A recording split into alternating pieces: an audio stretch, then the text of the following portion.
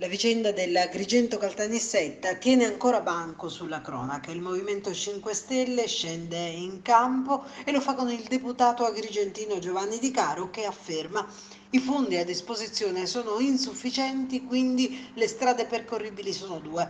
O si procede ad una variante per diminuire il numero delle opere da realizzare o si rimpinguano le somme disponibili. Per questo dice si cominci con il rimpiazzare CMC. L'ANAS continua, sostituisca la fallita CMC con un'impresa del consorzio Empedocle 2 che poi integri le somme ora insufficienti per completare l'Agrigento Caltanissetta o proceda ad una variante dei lavori. E per questo il deputato 5 Stelle all'ARS ha scritto all'ANAS chiedendo un incontro.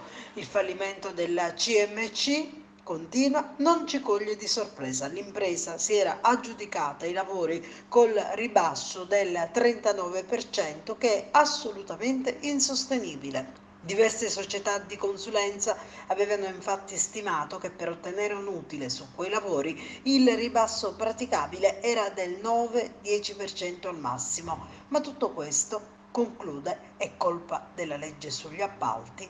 Ecco perché va riformata urgentemente.